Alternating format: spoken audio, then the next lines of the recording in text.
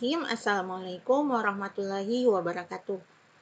Mahasiswa sekalian dimanapun kalian berada, pada video kali ini saya akan melanjutkan materi kita di video sebelumnya, yaitu penerapan metode SAW ya, atau Simple Additive Baking. Perlu diingat sebelumnya bahwa metode SAW ini termasuk dalam golongan multi kriteria decision making, atau pengambilan keputusan dengan berdasarkan banyak kriteria. Nah, jadi multi kriteria decision making ini bisa kita bilang sebagai MCDM, ya, pengambilan keputusan untuk menetapkan alternatif terbaik dari sejumlah alternatif berdasarkan beberapa kriteria. Jadi dia disebut sebagai multi kriteria decision making karena ada banyak kriteria yang digunakan. Beberapa metodenya adalah metode SAW ini. Kemudian ada juga metode weighted product, metode Topsis, dan AHP. Untuk video ini kita masih akan membahas tentang metode SAW. Perlu diingat kembali bahwa metode SAW ini sering juga dikenal dengan istilah metode penjumlahan terbobot. Kemudian formula yang digunakan untuk normalisasi matriks yang ada dalam metode SAW ini ada dua macam. Kalau misalnya kriterianya itu masuk dalam kategori keuntungan atau benefit, maka pakai rumus maksimum karena keuntungan itu harus dimaksimalkan. Sedangkan kalau kriterianya itu masuk dalam kategori biaya atau cost, maka dia akan diterapkan rumus minimum, ya. Karena biaya itu akan diminimalisir oleh si pengambil keputusan. Kemudian ada yang namanya nilai preferensi atau nilai V. Nilai V ini didapatkan dengan memperkalikan bobot dan ini matriks R, matriks normalisasi yang menjelaskan hubungan antara alternatif terhadap kriteria. Nah, nanti setelah dikalikan dijumlahkan. Kemudian nilai V yang lebih besar mengindikasikan bahwa alternatif A itu memiliki kemungkinan yang lebih besar untuk dipilih oleh si pengambil keputusan. Nah, contohnya ya, sebuah perusahaan makanan ringan, perusahaannya sukses abadi akan menginvestasikan sisa usahanya dalam 1 tahun. Beberapa alternatif jenis investasi telah diidentifikasi. Nah, jadi kita akan membantu si pengambil keputusan dalam perusahaan ini dengan menggunakan beberapa kriteria dan juga beberapa alternatif untuk keperluan investasi. Nah, ini kriterianya ya. Jadi ada 5. Yang pertama harga. Harga itu seberapa besar harga untuk jenis investasi tersebut. Ini masuk dalam kategori cost atau biaya. Karena ini akan diminimalisir oleh si pengambil keputusan. Kemudian kriteria yang kedua adalah nilai investasi 10 tahun ke depan. Jadi 10 tahun ke depan ini investasi yang dipilih apakah besar nilainya atau seberapa persen peningkatan investasi tersebut dalam 10 tahun ke depan. Ini masuk benefit, jadi akan dimaksimalkan. Kemudian yang ketiga adalah daya dukung terhadap produktivitas perusahaan. Artinya seberapa besar peranan jenis investasi tersebut dalam mendukung naiknya tingkat produktivitas perusahaan. Nah, jadi si pengambil keputusan membuat skala ya 1 sampai 3 dari kurang mendukung sampai sangat mendukung. Ini masuk juga di benefit atau keuntungan yang harus dimaksimalkan, karena makin tinggi daya dukungnya maka makin baik. Kemudian kriteria yang keempat adalah prioritas kebutuhan, merupakan tingkat kepentingan atau urgensi dari investasi ini untuk dilaksanakan oleh perusahaan. Nah, skalanya itu 1 sampai 3.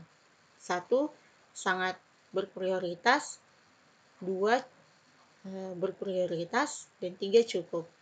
Nah, ini masuk ke cost karena harus diminimumkan. Kalau 3 kan itu cukup prioritas, sedangkan 1 itu sangat prioritas. Jadi harus diminimumkan supaya ketemu ke yang skala yang ke-1. Jadi dia masuk ke kriteria cost atau biaya. Kemudian yang kelima adalah ketersediaan atau kemudahan. Ketersediaan jenis investasi tersebut di pasaran. Tingkatannya ada 3. Ya, 1 sulit, 2 cukup mudah, 3 sangat mudah.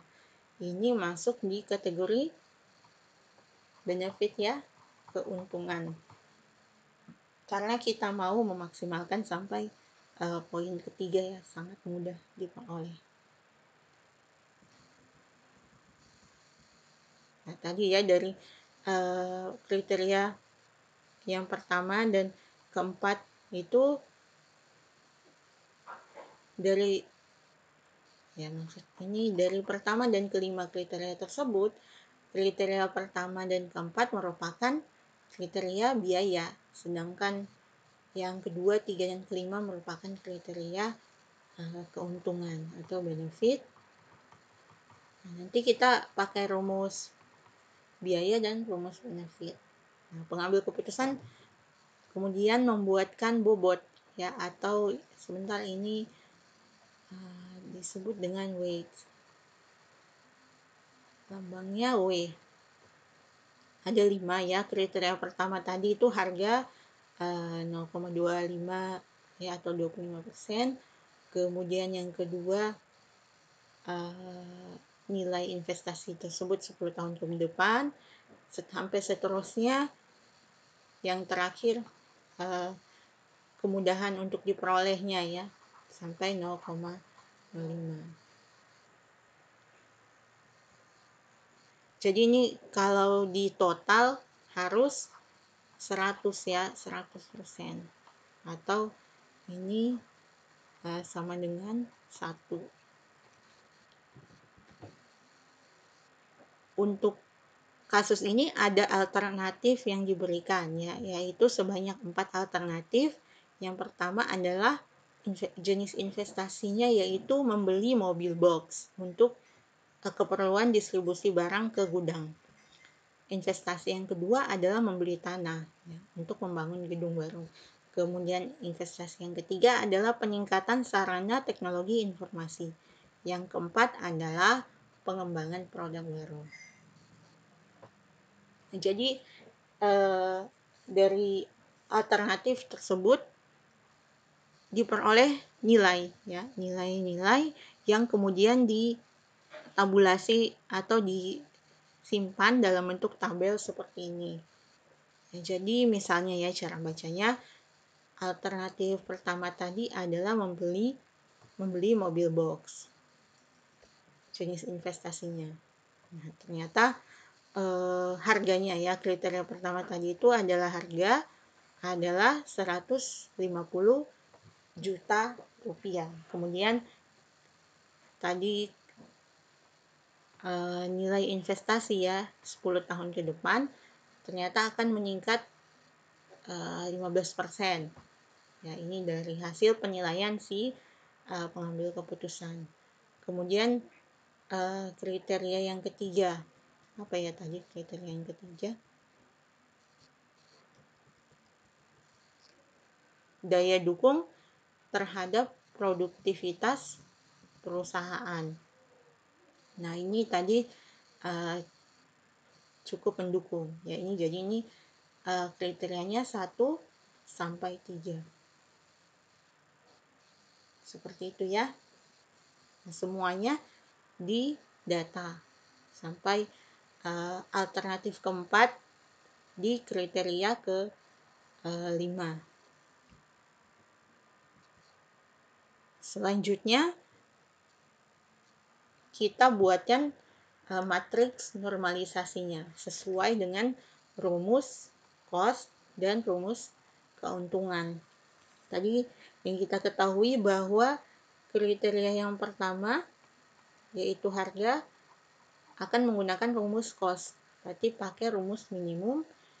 Kemudian kriteria yang keempat ya, keempat itu juga menggunakan rumus minimum.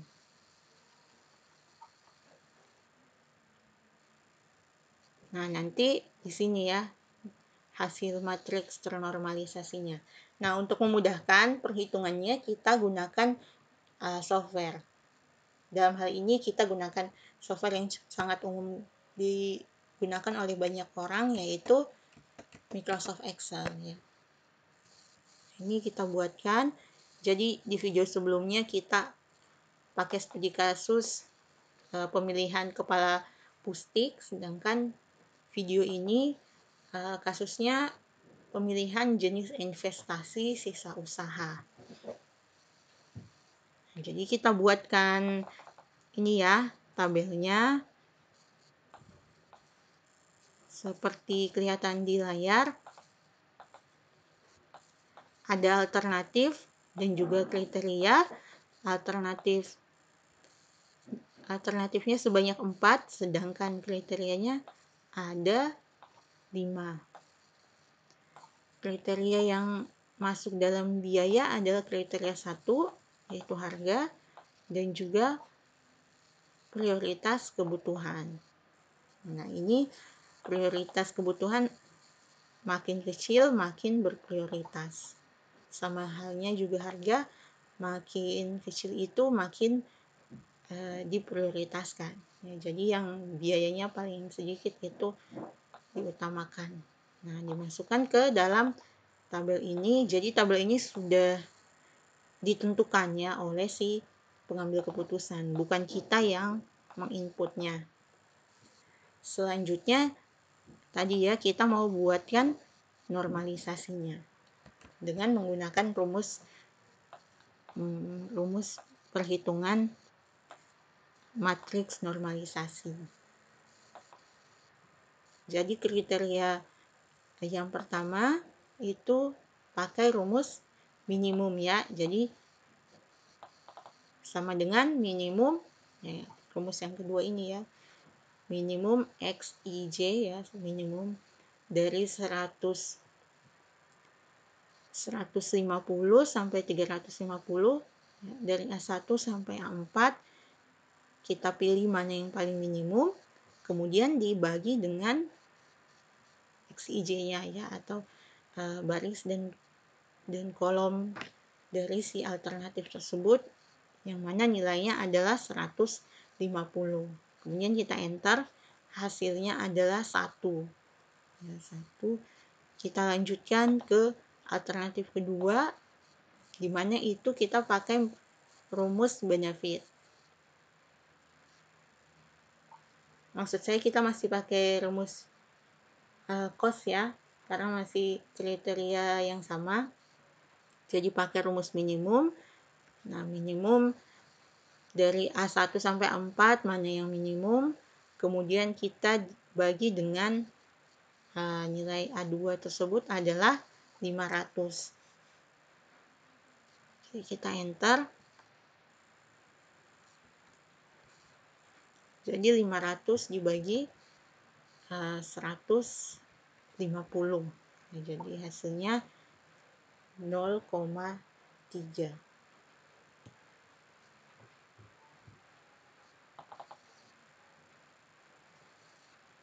Begitu seterusnya ya untuk kriteria yang pertama.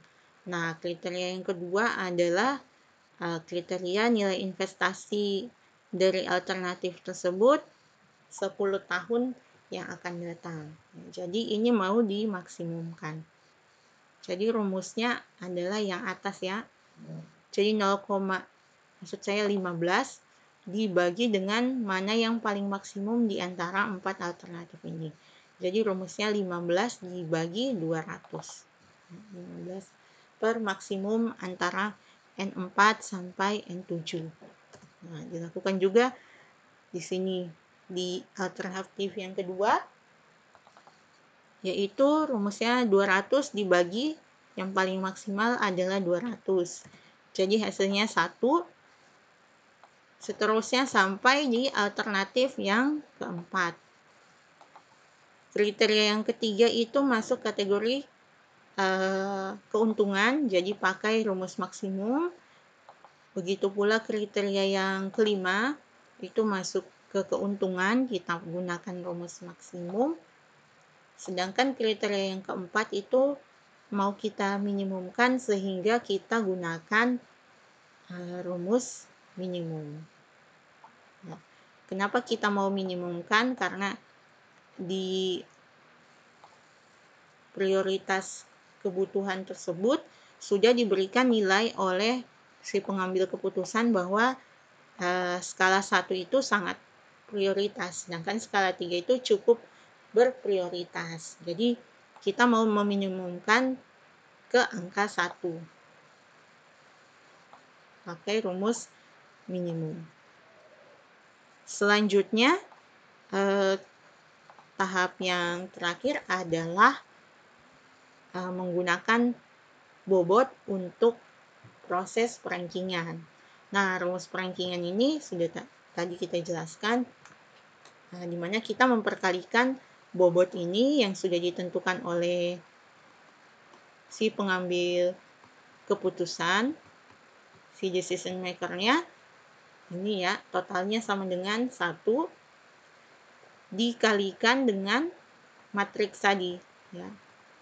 Matriks normalisasi yang sudah dihasilkan atau tabel R-nya tadi.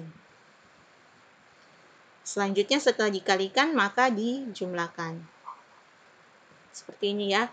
Misalnya alternatif yang pertama 0,25 dikali 1 tambah 0,15 dikali 0,8 tambah 0,3 kali 0,67 begitu seterusnya sehingga didapatkan hasil. Ya, untuk alternatif yang pertama adalah 0,638 hasil perhitungan preferensinya. Dilakukan sampai di alternatif yang keempat sehingga diperoleh nilai preferensi V4 yaitu 0,766.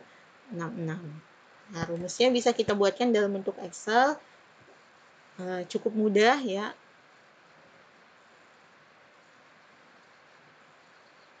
Ini ya. Jadi sama dengan untuk V1 alternatif yang pertama tinggal gunakan rumus ini sama dengan 0,25 ya, 0,25 dikali 1 ya, ditambah dengan 0,15 dikali 0,075 ditambah 0,3 dikali 0,667 tambah 0,25 dikali 0,5 ditambah 0,05 dikali 1. Kemudian kita enter. Selanjutnya kita lakukan hal yang sama di alternatif yang kedua untuk memperoleh V2 atau nilai preferensi yang kedua. Sama ya 0,25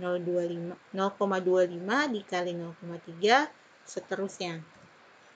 Sehingga didapatkan hasil rankingan atau preferensi dengan menggunakan rumus preferensi ini. Nah, terlihat bahwa alternatif yang ketiga itu nilainya paling tinggi. Ya. Jadi dalam pengambilan keputusan, nilai preferensi yang paling tinggi itulah yang kemungkinan besar akan dipilih oleh si pengambil keputusan.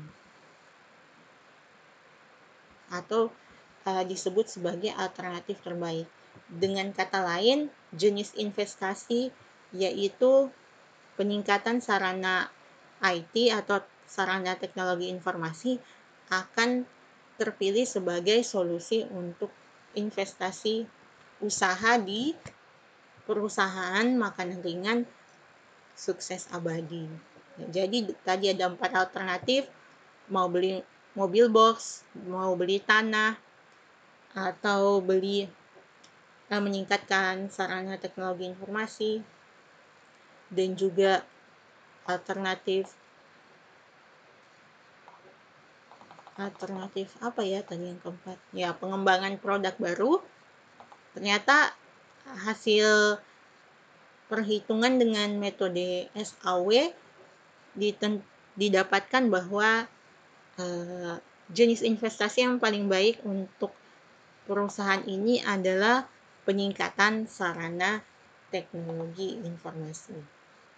Jadi dengan menggunakan metode dalam sistem pendukung keputusan ini, kita telah bisa membantu si pengambil keputusan, baik itu manajer ataupun pemimpin dalam perusahaan, dalam mengambil keputusan yang dirasa penting dalam perusahaannya.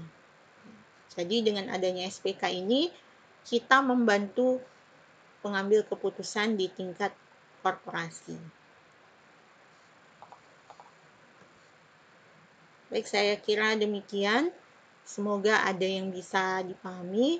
Mohon maaf bila ada kesalahan. Billahi taufiq wal hidayah. Wassalamualaikum warahmatullahi wabarakatuh.